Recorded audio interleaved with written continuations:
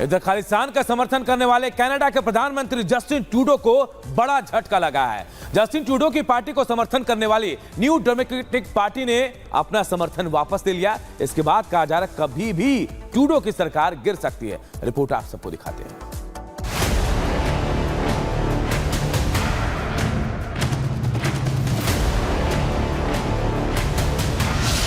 जिसके दम पर भारत को आंखें दिखाते थे ट्रूडो, जिसके कहने पर खालिस्तानियों की पैरवी करते थे ट्रूडो,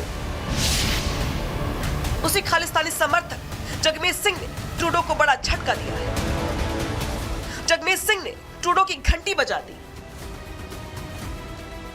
दरअसल हुआ यूं कि एनडीपी के नेता जगमीत सिंह ने जस्टिन ट्रूडो की अल्पमत सरकार को साल 2022 में समर्थन दिया था और जगमीत सिंह की कृपा पर ही जस्टिन ट्रूडो की सरकार चल रही थी।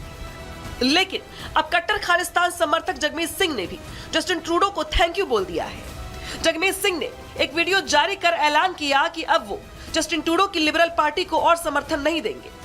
जगमीत सिंह ने साफ कह दिया है कि वो समर्थन वापस ले रही हैं। और उनके इसी ऐलान के बाद कनाडाई प्रधानमंत्री जस्टिन ट्रूडो राजनीतिक संकट में घिर गए। समर्थन वापसी के ऐलान के बाद ट्रूडो को अब अपनी सरकार चलाने के लिए विपक्षी दलों पर निर्भर रहना पड़ेगा, खास तौर पर तब जब संसद में विश्वास मत की जरूरत होगी। अगर अभी चुनाव होते हैं तो हालिया सर्वे के अनुसार जस्टिन ट्रूडो की लिबरल पार्टी को भारी हार का सामना करना पड़ सकता है। हालांकि कनाडा में अगला चुनाव अक्टूबर 2025 तक होना है, लेकिन अगर कनाडाई संसद में विश्वास मत हुआ तो उसका नतीजा सत्ता जानी तय है। अगर जस्टिन ट्रूडो को अपनी सरकार बचानी है तो उन्हें नए गठबंधन की कोशिश करनी होगी।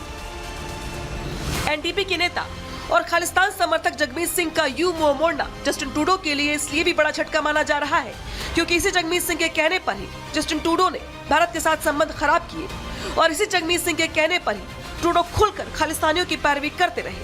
लेकिन अब खालिस्तान भी ट्रूडो के काम नहीं आया और ट्रूडो सबसे बड़े राजनीतिक संकट में घिर गए। Bureau report, Republic Bharat. गृहमंत्री अमित शाह आज से 2 दिनों के दौरे पर जम्मू कश्मीर में रहेंगे। केंद्रीय गृहमंत्री अमित शाह जम्मू कश्मीर विधानसभा चुनाव के लिए बीजेपी का संकल्प पत्र जारी करेंगे। अमित शाह 2 बजे जम्मू पहुंचेंगे। इस दौरान बीजेपी के घोषणा पत्र को जारी करेंगे। कोलकाता के आरजीकर मेडिकल कॉलेज के पूर्व प्रिंसिपल की याचिका पर आज सुप्रीम कोर्ट में सुनवाई। संदीप घोष ने करप्शन केस में हाईकोर्ट पर उनका पक्ष नहीं सुनने का आरोप लगाया है। संदीप घोष ने इस मामले में खुद को पक्षकार बनाने की मांग की। संदीप घोष ने कहा कि उसके पक्षकार बनने की मांग को हाईकोर्ट ने खारिज कर दिया था।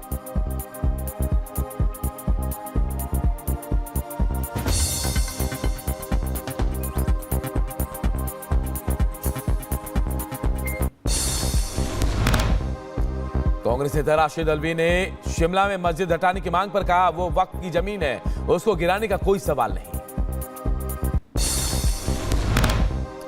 बीजेपी नेता जयराम ठाकुर ने कहा लोग नाराज हैं और इसके लिए मुख्यमंत्री सुक्खू जिम्मेदार हैं। बीजेपी ने एआईएमएम नेता ओवैसी पर भी निशाना साधा। शिमला में हिंदूवादी संगठनों ने संजौली में विशाल रैली निकाली। 2 दिनों के भीतर अवैध मस्जिद निर्माण को गिराने की मांग की। हिमाचल के संजौली के बाद अब शिमला के कुसुम्पटी में भी सामने आया मस्जिद विवाद। लोगों का आरोप घर के लिए ली गई जमीन पर बना दी गई मस्जिद। आप विधायक अमानतुल्लाह खान को आज कोर्ट में किया जाएगा पेश। ईडी ने 2 सितंबर को वक्फ बोर्ड से जुड़े मनी लॉन्ड्रिंग मामले में किया था गिरफ्तार। बहराइच में आदमखोर भेड़िए का आतंक जारी। 13 साल के बच्चे पर भेड़िए ने किया हमला। बच्चे को इलाज के लिए मेडिकल कॉलेज में कराया गया भर्ती। बहराइच में 120 घरों में वन विभाग ने लगवाए दरवाजे। प्रदेश सरकार ने भेड़िए को गोली मारने का आदेश जारी किया। यूपी के सीतापुर में ग्रामीणों ने भेड़िए को घेरा। मचा हड़कंप। गांव से बकरी उठाकर भागा भेड़िया। मौके पर पहुंची वन विभाग की टीम ने छानबीन शुरू की। यूपी के कुशीनगर में पुलिस और बदमाशों के बीच मुठभेड़। घेराबंदी के दौरान बदमाशों ने पुलिस पर फायरिंग की। मुठभेड़ के दौरान 2 बदमाश घायल हुए। ग्रेटर नोएडा में चेन स्नैचर के साथ पुलिस की मुठभेड़। 1 बदमाश को लगी गोली। कॉम्बिंग के दौरान पुलिस ने 1 बदमाश को गिरफ्तार किया। बिहार के मुजफ्फरपुर में पुलिस ने लूट और छीनौती करने के करने वाले शातिर बदमाश को गिरफ्तार किया। पुलिस ने आरोपियों के पास से लूट का सामान भी बरामद किया है। बागपत के चौहार हत्याकांड में 9 आरोपियों को सुनाई गई आजीवन कारावास की सजा। 2021 में गर्भवती महिला समेत 4 लोगों की हत्या हुई थी। यूपी के बांदा में अवैध खनन और ओवरलोडिंग पर कार्रवाई करना खनिज इंस्पेक्टर पर महंगा पड़ गया। दबंगों ने खनिज इंस्पेक्टर पर जानलेवा हमला कर दिया। यूपी के महाराजगंज में नेपाल बॉर्डर पर घुसपैठ कर रहे 2 बांग्लादेशी नागरिकों को एसएसबी जवानों ने पकड़ा। विदेशी अधिनियम के तहत मुकदमा दर्ज कर जेल भेजा। यूपी के बुलंदशहर में सुपारी किलर्स और पुलिस के बीच मुठभेड़। सुपारी किलर्स बलवीर के दोनों पैरों में गोली लगी। यूपी के बांदा में युवक ने बीमारी से परेशान होकर आत्महत्या की। अवैध असलहे से गोली मारकर युवक ने आत्महत्या कर ली। जौनपुर में चोरों ने लाखों का जेवर पार कर लिया। पीड़िता ज्वेलर्स के पास से गहने लेकर लौट रही थी। दुकान पर लगे सीसीटीवी का वीडियो सोशल मीडिया में वायरल हुआ।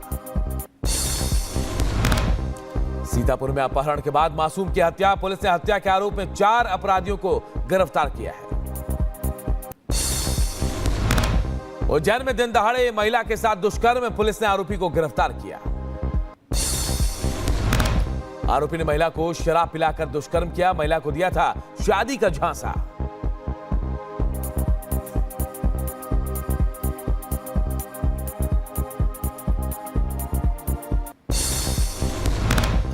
तेलंगाना में भद्रादी में पुलिस ने 6 माओवादियों को ढेर किया। मुठभेड़ में पुलिस के 2 जवान भी घायल हुए हैं।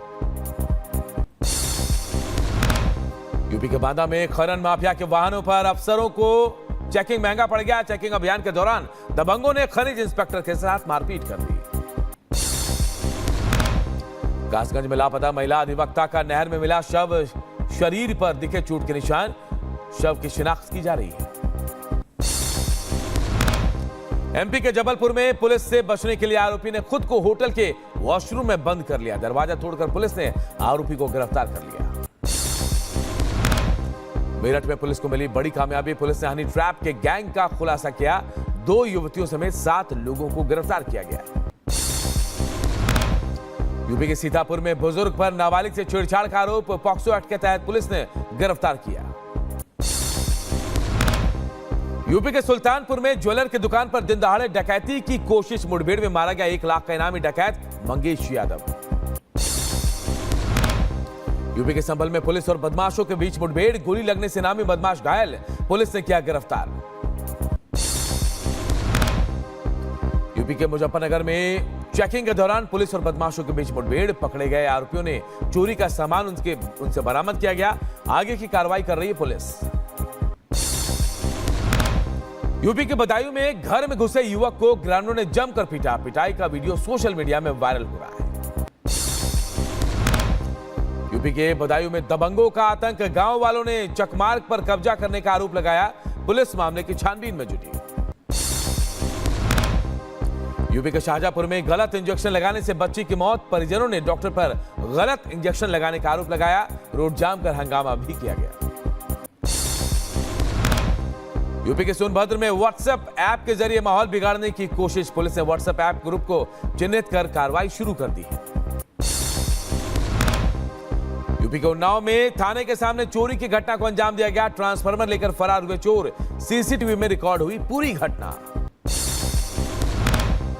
कर्नाटक के रायचूर में स्कूल बस हादसे का शिकार। हादसे में 32 बच्चे बुरी तरह घायल। सभी को अस्पताल में कराया गया भर्ती। बिहार के बेगूसराय में तेज रफ्तार ट्रक ने स्कूल वाहन को टक्कर मारी। हादसे में 18 बच्चे बुरी तरह से घायल। 2 बच्चों की हालत नाजुक है। एमपी के सतना में नारायण तालाब का बांध टूटने का मामला। मंत्री ने के सामने प्रशासन और पीड़ित में तनातनी। पीड़ित के बयान से कलेक्टर अनुराग वर्मा बोले, इसका घर गलत बना है, नाप कराओ। हैदराबाद में भी दिखा रफ्तार का कहर। तेज रफ्तार बस अनियंत्रित होकर पलटी। हादसे में 4 यात्री घायल हुए। राजस्थान के विजयनगर में सड़क हादसा। बाइक और कार की टक्कर में 6 लोगों की मौत। 2 बाइकों पर सवार थे 6 लोग।